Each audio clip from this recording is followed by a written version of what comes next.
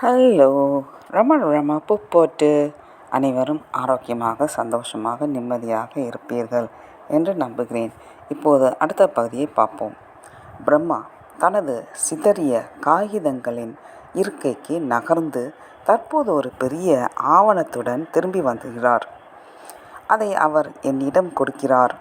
அது கபாலிஸ்டிக் அடையாளங்கள், விசித்திரமான சின்னங்கள் மற்றும் தமிழ் ஆகியவற்றின் ஒழுங்கான ஏற்பாட்டால் இருந்தது.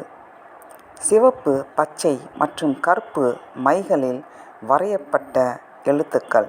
தாளின் மேற்பகுதி ஒரு சுருள் போன்ற வடிவிலான ஒரு பெரிய ஹைரோலிக் சின்னத்தால் அலங்கரிக்கப்பட்டுள்ளது.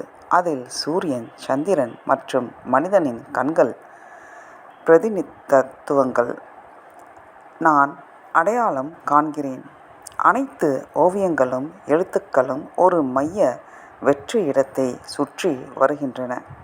நேற்று இரவு இதை தயாரிப்பதில் நான் சில மணி நேரம் செலவிட்டேன் என்கிறார் பிரம்மா. நீ திரும்பி வந்ததும் என்னுடைய புகைப்படங்களில் ஒன்றை நடுவில் ஒட்டவும்.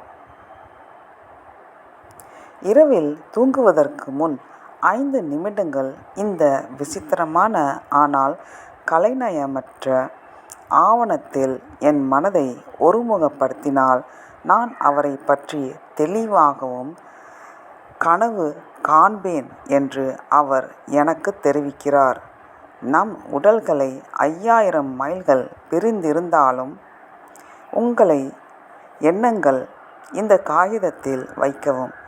எங்கள் ஆவிகள் இரவில் சந்திக்கும் என்று அவர் நம்பிக்கையுடன் வலியுறுத்துகிறார். மேலும் இந்த கனவு சந்திப்புகள் உண்மையானதாகவே இருக்கும். இதுவரை எங்கள் நேரடி சந்திப்புகள் எப்படி நடந்தனவோ அதே போல உண்மையாக நடக்கும். இது என் ட்ரங்குகள் எல்லாம் நிரம்பியுள்ளன என்பதையும் நான் விரைவில் கிளம்பிவிடுவேன் என்பதையும் குறிப்பிட வைக்கிறது. நான் அவரை எப்போது எங்கே மீண்டும் சந்திப்பேன் என்று எனக்கு சந்தேகமாக இருந்தது. நமக்கு விதிக்கப்பட்ட விதி எதுவாக இருந்தாலும் அது நிறைவேற வேண்டும் என்பதில் தனக்கு எந்த சந்தேகமும் இல்லை என்று அவர் பதிலளித்தார். பின்னர் அவர் என்னிடம் நம்பிக்கையுடன் கூறுகிறார், நான் இந்த இடத்தை விட்டு வசந்த காலத்தில் புறப்படுகிறேன். அப்போது நான் தஞ்சை மாவட்டத்திற்கு செல்வேன். அங்கு 2 மாணவர்கள் எனக்காக காத்திருக்கிறார்கள். அதன் பிறகு என்ன நடக்கும் என்று யார் சொல்ல முடியும்? ஏனென்றால் உங்களுக்கு தெரியாது. ஒரு நாள் என் எஜமானரிடம் இருந்து அழைப்பு வரும் என்று நம்புகிறேன். நீண்ட மௌனம் நிலவியது. இறுதியில் பிரம்மா என்னை ஒரு மெல்லிய குரலில் அழைத்தார். ஒரு மெல்லிய கிசுகிசுப்பாக பேச ஆரம்பித்தார். நான் மாணவர் ஆசிரியரை நோக்கி திரும்பி சில புதிய வெளிப்பாட்டை பெற என்னை தயார்படுத்தி கொண்டேன். நேற்று இரவு என் குரு எனக்கு தோன்றினார். அவர் உங்களை பற்றி என்னிடம் பேசினார். அவர் கூறினார், உங்கள் நண்பர் சாஹிப் அறிவியல் ஆர்வம் உள்ளவர். கடந்த பிறவியில் அவர் நம்மிடையே இருந்தார். அவர் யோகா பயிற்சிகளை பின்பற்றினார். ஆனால் அவை எங்கள் பள்ளியைச் சேர்ந்தவை அல்ல. இன்று அவர் மீண்டும் இந்துஸ்தானுக்கு வந்துள்ளார். ஆனால் வெள்ளை நிறத்தில், அதாவது வெள்ளை தோலில். அப்போது அவர் அறிந்திருந்தவை இப்போது மறக்கப்பட்டுள்ளன. ஆனால் அவர் சிறிது காலத்திற்கு மட்டுமே மறக்க முடியும். ஒரு குரு தனது அருளை அவருக்கு வழங்கும் வரை இந்த முந்தைய அறிவை அவர் உணர முடியாது. இந்த உடலில் அந்த அறிவை மீட்டெடுக்க அவருக்கு ஒரு குருவின் உதவி தேவை.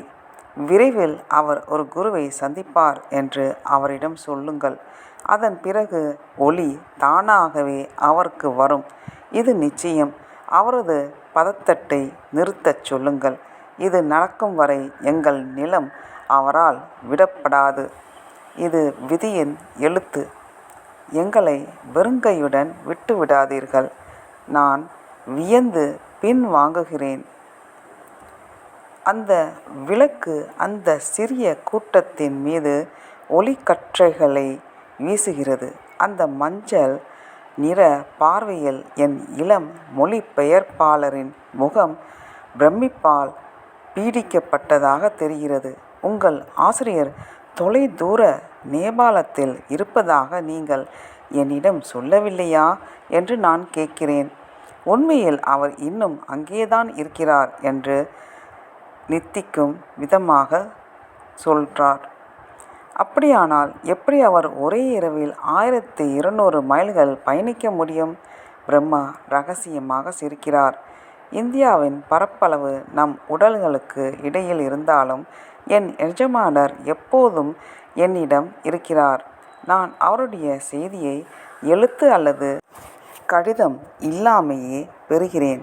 அவரது சிந்தனை காற்றில் வேகமாக பரவுகிறது. அது என்னை வந்து அடைகிறது. நான் அதை புரிந்து கொள்கிறேன். டெலிபதி? நீங்கள் விரும்பினால் அப்படி சொல்லலாம். நான் எழுந்திருக்கிறேன். ஏனென்றால் கிளம்ப வேண்டிய நேரம் வந்துவிட்டது.